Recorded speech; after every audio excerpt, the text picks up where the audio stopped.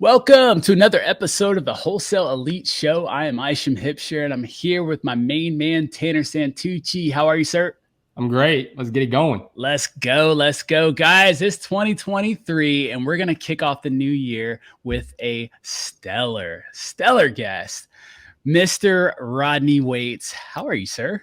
Bro, I'm great. I've never been called stellar, so thank you. Well, stellar you are for sure. Now, Rodney is someone that this is going to be an uncovering episode for me because I don't know too much about this gentleman, but I know Tanner and Rodney have been communicating for some time now, and so I've seen you all across socials, brother. I'm so impressed by what you've done and what you're doing, and man, I can't wait to learn more about your story and about what you've got going on. And so, welcome to the Wholesale Elite Show, man. Love it, dude. Love it.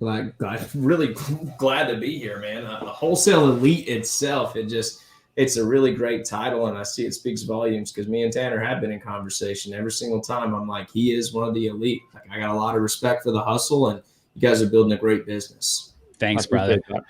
Well, dude, let's get started, man. I always like to start off with understanding folks' origin story because, our podcast is mostly mindset. There's plenty of stuff out there, that can go over the tactics and all that.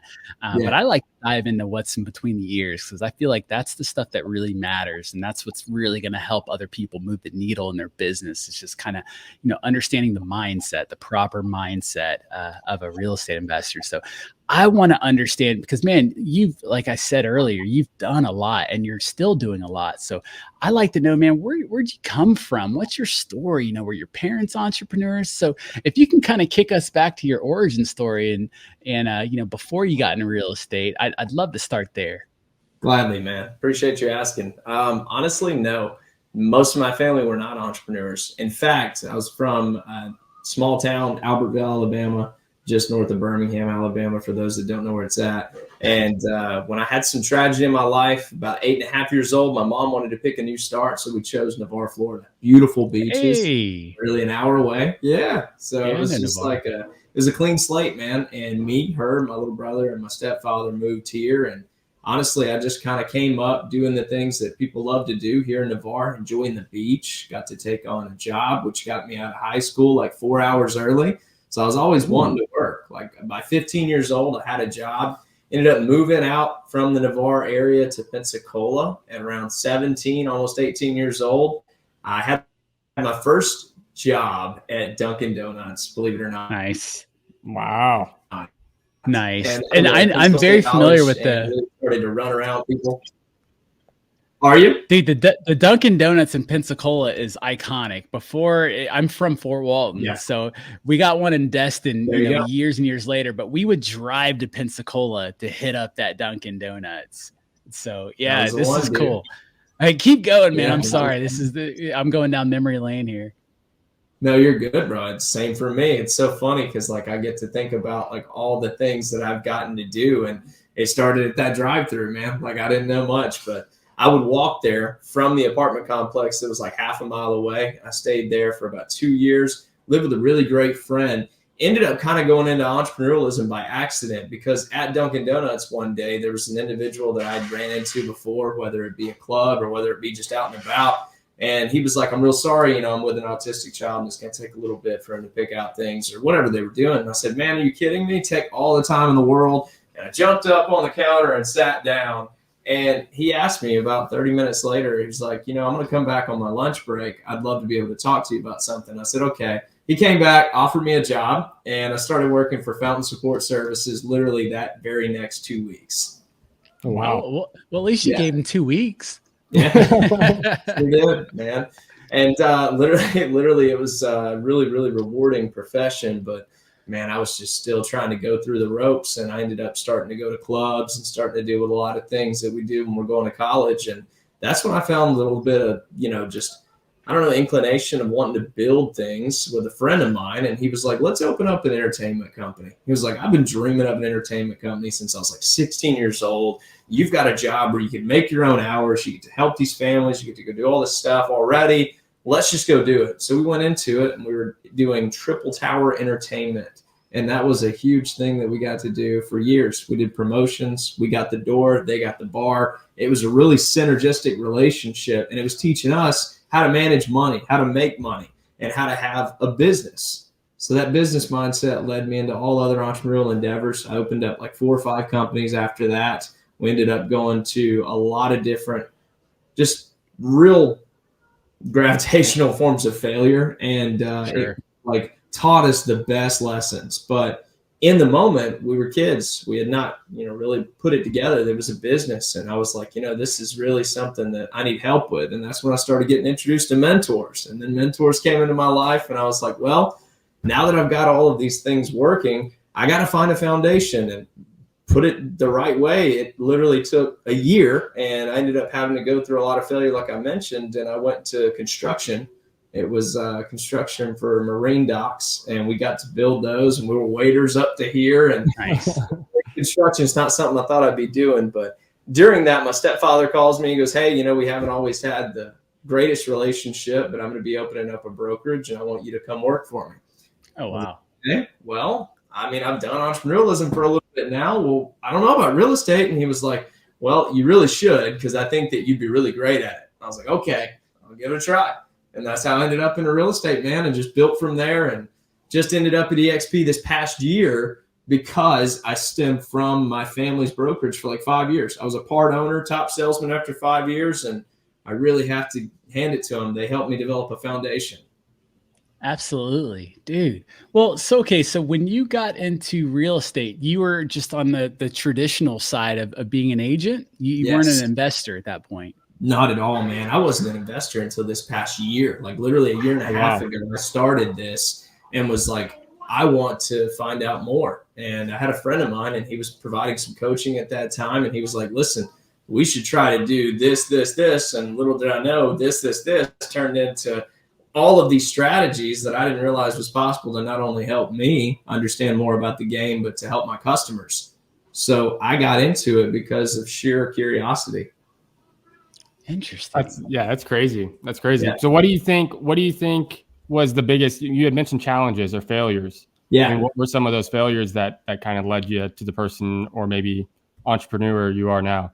Dude, the number one that I've said on live radio, I have a radio show on the weekend, and it's a podcast too. He's got a radio show. He's got everything. Yeah, it's great, man. When you got a foundation, you can build on those things. But it was a DUI. I got one about 5 to 6 years ago, and I literally ended up in one of the worst predicaments ever. Lost my little place in Destin. You mentioned you're Fort Walton, so literally I was in Destin, stayed off Calhoun Drive, had a little apartment by myself, was really making my little way, just kind of going east and trying to just have a better life, and ended up getting just that real, just that real kick in the face. And honestly, it just taught me so much, because I kind of came back to the drawing board, and I was like, look, there's a lot of different things I need to fix right now, namely my mindset. And that's when I started listening to Tony Robbins, and when I started listening to Gary Vaynerchuk and all of these people. They were just pouring nothing but the opportunity mindset, right? Because like I say that all the time, but like I help people cultivate an opportunity mindset, because that's where I was. I needed that. I needed that kind of,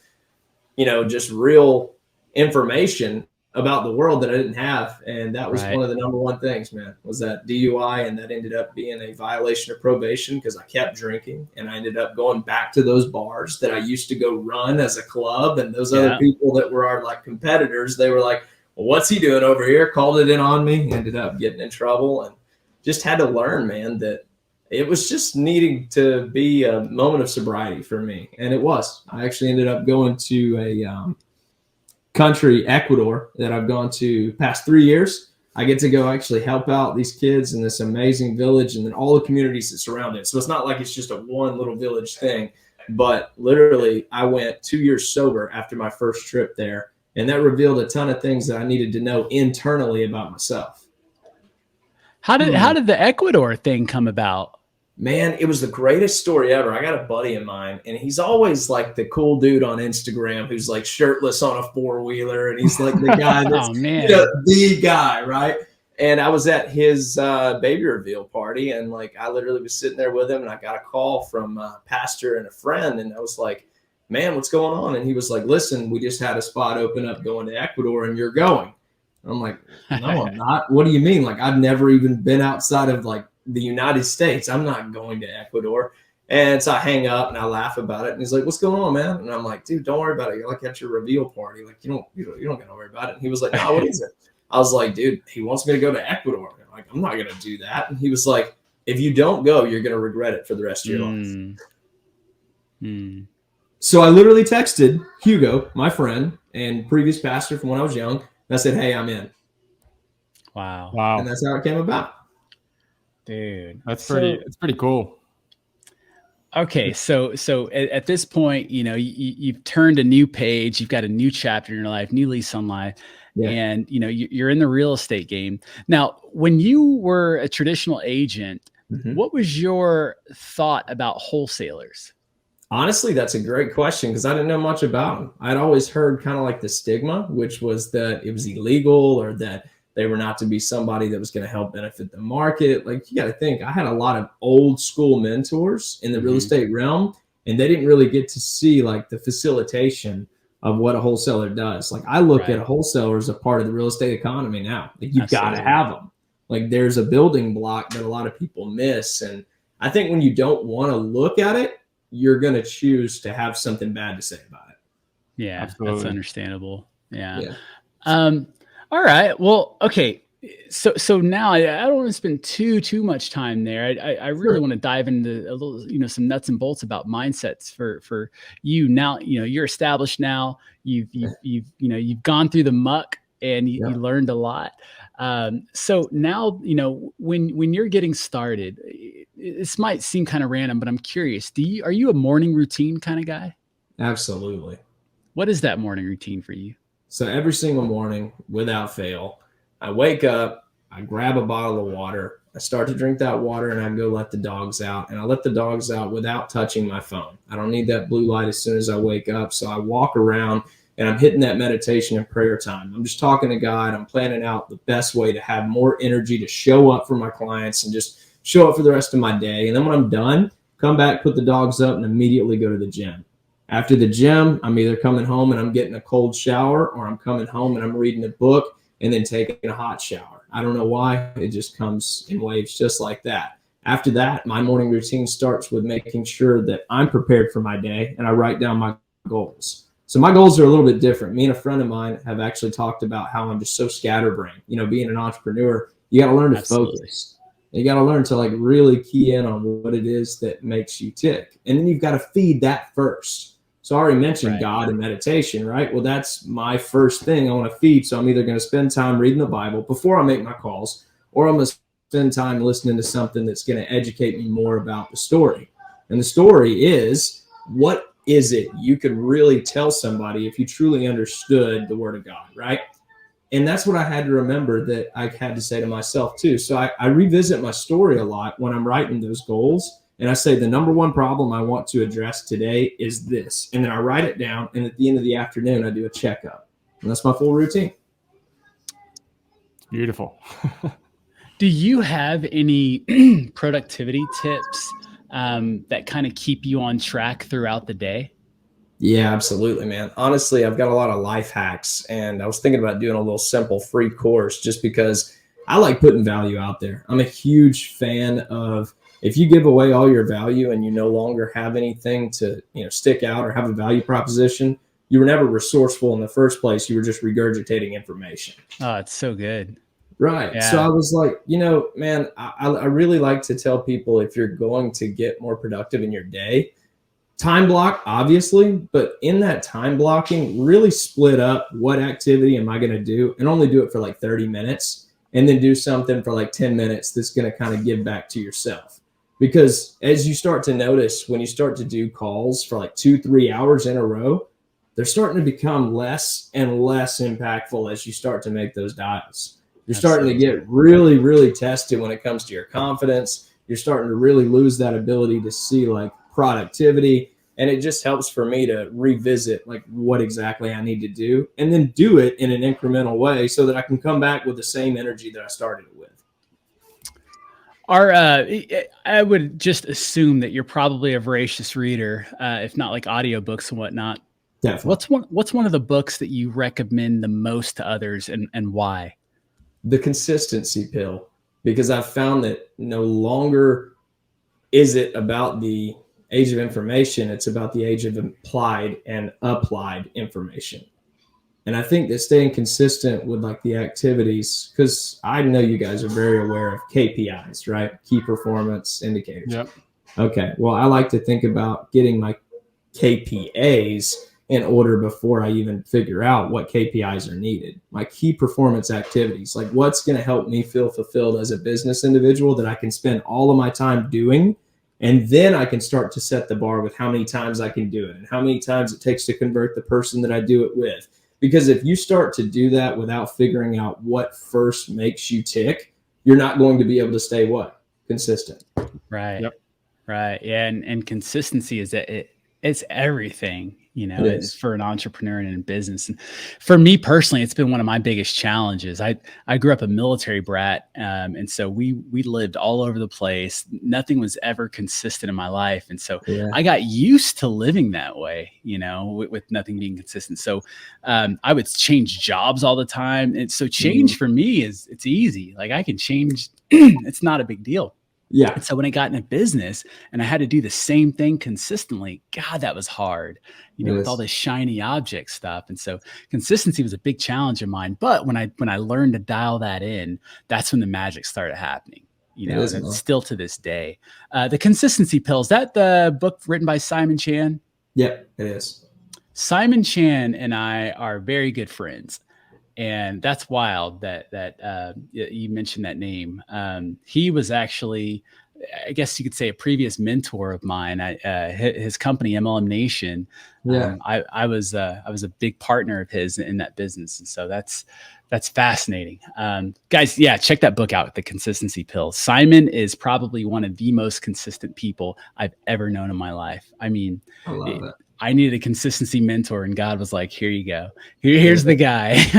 That's it. Man. No, I would be jealous of that. That's awesome. Yeah, I had it recommended to me while I was on the cruise, actually, Tanner. And really? Man, he literally just like came into my life at the right time. I think things come for a reason in the right seasons, and there it was, and I've almost finished it. So I'm literally going to plan and read it again. That's phenomenal. Is there a criticism or an insult that you've heard about yourself that you actually see as one of your greatest strengths? What a really great question. Yes, you're doing too much. Slow down. And I'm one of the most determined people that you'll meet.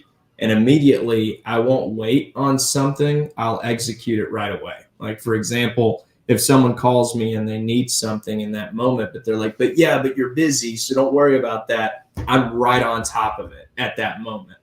You probably experienced it with me, Tanner. Absolutely. Like literally, I want to be able to provide that value up front, because if you're going to think of me as the individual that's doing too much, but at the same time, you're going to think that I can't do enough for you, it's a challenge to me. Absolutely. Absolutely. When I asked you to be on the show, your response was so quick. And it was so shocking that you just agreed. You're like, yeah, done. Yeah. Normally we're like, hey, here's what we've done and here's who we've had on. You're like, dude, done. Count me in. Yeah, man, that was phenomenal. I'm sorry, Tanner, you're going to say something. No, you're good. I had nothing to say. I was complimenting Rodney over there with everything he was just saying. So you're good. Yeah, man. I think really what attests to why I really have to think about why that's a greatest strength, but why it's harmful or hurtful at times to me, it is because the people that tell me that mean well, and they want me to get focused and consistent, right. And they want me to grow with the things that are going to match my personality and my skill sets, but they don't understand that there's a lot more to what feeds me as an entrepreneur than just what results they're going to see monetarily. Like it literally makes my soul on fire to have a friend come to me with an idea and for me to be able to put a strategic outline to it and watch it come to fruition. There's nothing better to me. I love masterminds. I love seeing something become real. So good. Do you have any network marketing or MLM experience in your past? Yeah, I mean, I was a part of.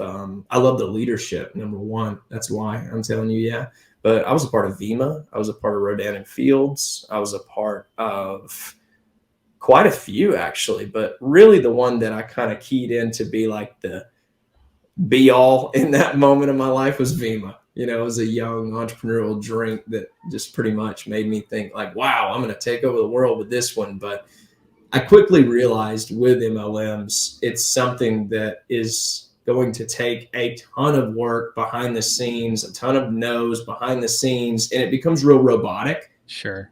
So Absolutely. I kind of had to exit. We had Paul and Michelle Garabito and Paul Nelson on. They're a couple, and they were big time top earners in I forget the name of the company, but I'm sure they would be like, it's irrelevant.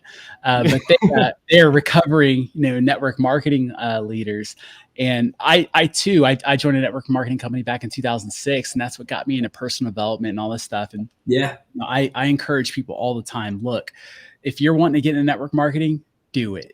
Don't be blinded by the facade of what they're going to tell you you're going to get, the results and the money and all this stuff. But the sales training that you get and the personal development that you learn, you're not going to find that anywhere else. And you mentioned you're with EXP. Yes. I've heard that EXP has kind of like a model that's like network marketing. Is that true? Sure. So it's like it's agent centric and agent focused. So it's rewarding the agents for building their business. I see. So in regards to having that looked at like a product or service that works like an MLM, you can see that for what it is. But with the way that it's structured and set up, it's unique and stands alone for sure.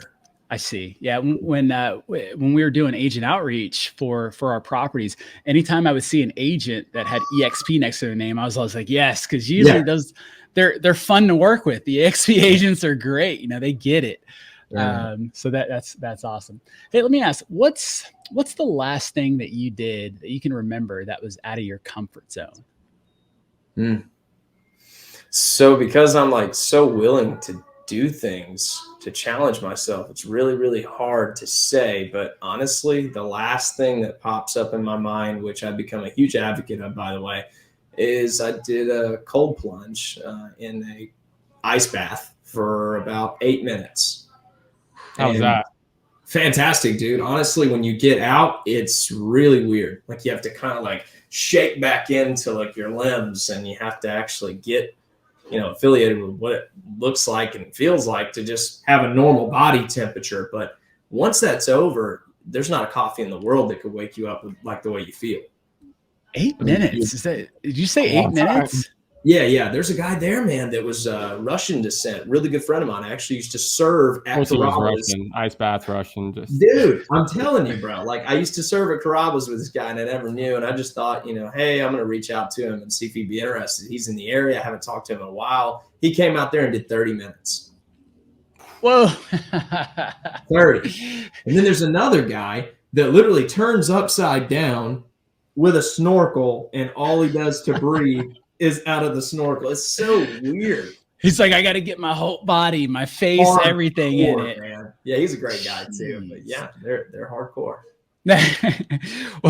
What's one of the greatest lessons that you've learned so far in real estate? Real estate in general is just full of lessons, man. Like there's never enough information to show you what all is unveiled from the foundation and the process of just being a real estate investor and agent and owner, whatever you call yourself. But for me, the biggest thing that has appealed to me in regards to the process and everything else is that there's always going to be a new thing to learn about the value add substance in real estate. Meaning like there's always going to be a different way to add value to that property and create an opportunity. When you look at real estate, you think cash flow. When you look at real estate, you think flips. Like there's so much more out there that people are using as a tool that I would love to be able to dive into and even understand just on the surface And that really blew my mind because I looked at it very black and white in the very beginning of my career. Right. It seems like most agents do, and that's not a knock to agents. That's just kind of what a lot of agents are taught. And like you said, a lot of your old school mentors, that's why they think wholesaling is illegal. That's right. So it's beautiful because that's why wholesaling, not really wholesaling in general, but real estate, like you were just saying, is incredible. Is because there's a lot, there's 1,000 ways to solve one problem in real estate, and there's not a lot of businesses or anything along that lines where that is actually a thing. Yeah. So as you were saying, so let me ask you this then real quick. As an agent now, what's your involvement with wholesale or even investors? I mean, I know that you said you were about a year in of investing or, along those lines. What is your involvement on that end and not just an agent end? So I'll answer that with a twofold answer. Number one, if this is an agent that's listening to this and you want to know the one thing that having a wholesaling business or a real estate investment business does for you, is it creates a strategic marketing plan like no other. Like agents, they here to farm, they here to go door knock, they here to cold call FSBOs. But when I look at the wholesaling industry itself and see everything that I had to do, because you asked my involvement, right? I've created a buyer's list based off of text marketing and cold callers that I've hired from another country. I've created opportunities in being able to help sellers based off of strategic marketing strictly to their type of situation. Like, you don't know those things exist when you're just an agent or when you're just starting. I mean, it's surface level for you to think like, oh, I have to go put my face on a sign.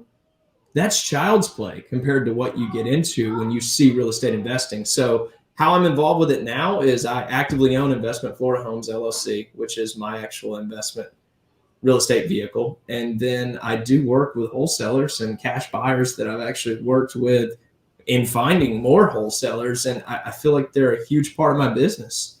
I think that they find it.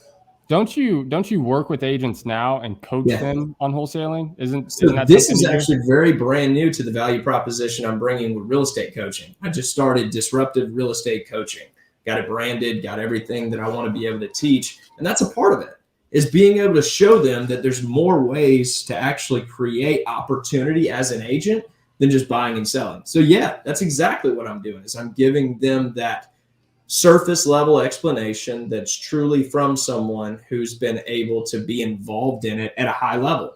And why I say surface level is because I would trust somebody like you guys to be able to show them the true ropes, because I've been able to kind of do it and make a good bit of money with it, but there's still so much more that I could have learned if I was 100% focused. Right. Yeah. Well, a little bit. Haven't you done a 6-figure assignment fee? That's more than more than most wholesalers they do in a whole year. So it was a $109,000 assignment fee that we did. And you hear that to all the listeners, this is an agent that just has done $109,000 assignment fee. Yeah, and that was the net, guys. So it was a $350,000 assignment fee that paid $100,000 to the other realtor, and me and my partner split $109,000. And wasn't that a land deal? That was actually a luxury home. Okay, that was a luxury home. Yeah. Gotcha. The land deal that we had under contract that you and I were trying to talk about, that would have been another one. But yeah, we didn't get that one to work out.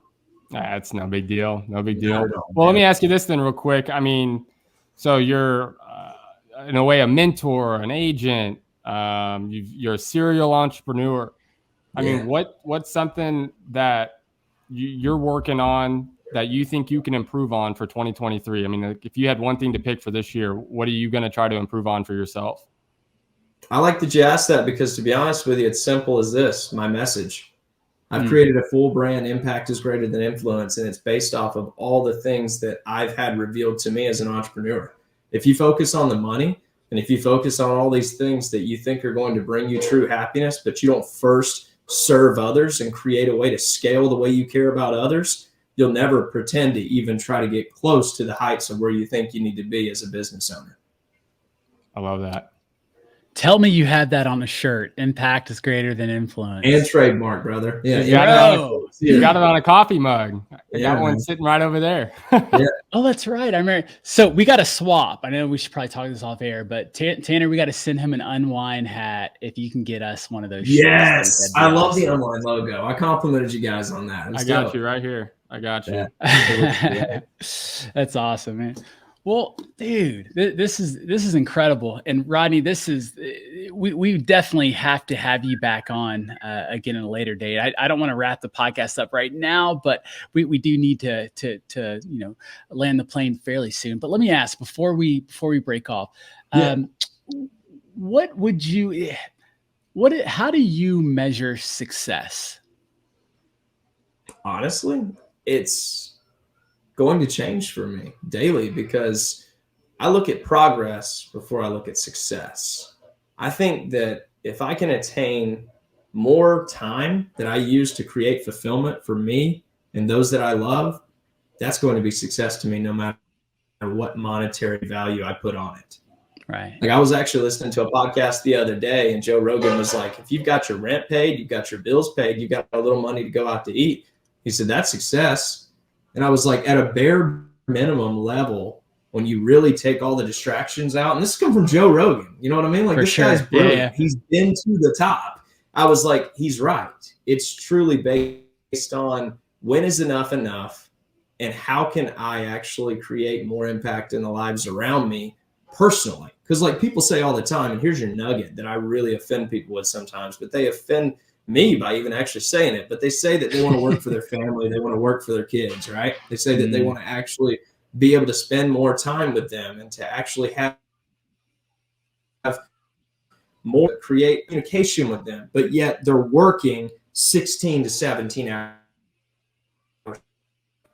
And it's not like this short-lived pursuit. It bleeds into the longest journeys that's so unrewarding, man, and it really takes away your confidence, takes away your hope. And I've seen people with a ton of money and quote unquote success that are miserable. You hear that a lot. You do. You really do, man. Thank you for that, Rodney. Okay, so you come across a new wholesaler. They're fairly new, and they say, Rodney, what's a word of inspiration for me? What's something you can tell me, in less than, a couple minutes, that can get me started off on the right foot? What would that be? For wholesaling and specifically, right? Wholesalers specifically. Yeah. I would say pick out the avatar of the person you truly want to help.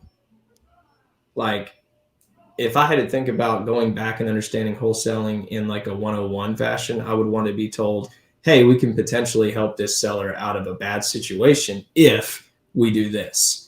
And I want to know who that bad seller is. I want to know how they got themselves in that situation. I want to know how to target them. Like I would say to make sure you can find a way to build your wholesaling business off of trying to help someone before you go after margin, before you go after scalability. Because that's where wholesalers get a lot of the bad rep, is because they want to go make this unheard of spread. And yet people don't even understand that at the other end of that spread was a really happy seller that got exactly what they wanted to get from that contract. So true. So glad you said that. Yeah, so absolutely. Glad you said that. Yeah. There's something we mentioned on I'm so sorry, ahead. man. I keep stepping on you. You're fine. I'm sure the listeners are probably sick and tired of hearing me say this, but it's true, and it's a saying that we use in our company, and it's always about the relationship, never about the deal. And I think sometimes when people hear us say that, they're thinking, oh yeah, he's right. It's about the relationship with the buyer, about the relationship with the agent. We really got to form. And then it's like, no. It's the whole relationship. Even with your seller, you need to find out how you can serve that person. You need to be able to create a win-win-win situation. Win for the seller, win for the buyer, win for yourself. So thank you for saying that, man. Yeah, you're welcome. It took me a long time to get to that point. So I'm not saying that just to butter you guys up because I like you. I'm saying that because it's true, bro. I'm saying that because I looked at it like it was a very unfair game in the beginning, but now that I've actually gotten to the point where I'm like, okay, we actually said at the very beginning that we could pay you this. However, the market's bringing this, and I was very open to you that I was bringing other investors into this to come into the contract and make it work. I'm sorry, but I'm going to have to ask you to take this in order to make this work. And you show them the numbers. Like, you don't actually hide anything, right? And whether it be you showing them like the contract or whatever, that doesn't matter. Just build trust enough to where you don't have to show anybody a contract ever. But that really helps me, because then that person's like, okay, I get it. Like, you're doing everything you can to facilitate the goal, which is to what? Get the home closed. Big smile on my face, man. Transparency, truth. We did a year in review podcast recently, and we harped on that, Tanner and I, and we just want to encourage wholesalers to know that the truth is good enough. You know, you don't have to lie. You don't have to act like you're this person to get the deal. The truth's good enough, because we do provide a valuable service, you know. Yeah, so that's true. Man, dude, in closing, I want to ask you two questions. One, I think you kind of already answered this, but I'm curious to ask you directly and see what you'd say. What would you say is your superpower? So before, like I mentioned, I say all the time on my Making an Impact radio show, vulnerability is my superpower. But really, if I had to think about it, it would be transparency. And it's not just transparency with the people that I work with, it's transparency with myself. Like, hey, are you truly wanting to accomplish all this? Are you really wanting to have all of this going on at one time? Are you really going to sit there and think in a scarcity mindset when you tell people all day to think in abundance? Like, there's a real imposter syndrome that comes to the higher level entrepreneurs at one point in their life, and it challenges them. It doesn't condemn them. It challenges them to reach a new height, because now when you can convince yourself, which is your worst enemy, now you're capable of great things. Man, gosh, I almost don't want to ask another question. That's powerful. Yeah, mic drop. Yeah, no kidding. Self-awareness, you know. You're good at that. Well, I do want to end it on this, Rodney, and this doesn't have to be real estate specific, but I want to ask you, you know, if you had a minute to stand on top of a soapbox with a microphone in your hand and all eyes are on you, what would your current message to the world be? What would my message to the world be? Yes, sir. I have so many of them, man. You probably already noticed, but I love to drop value bombs all day. You know what I mean? I know. It's great. Really? Don't be so concerned about the answers to your questions when you're always going to have those questions change. Like, detach yourself from the outcome and truly experience what the journey is like. Like, do not always be thinking in a future tense. Be thinking about the present. Think about what you can do in the here and now. And then once the moment comes, you'll be prepared to take on that same amount of mentality you thought you had to prepare for in the beginning.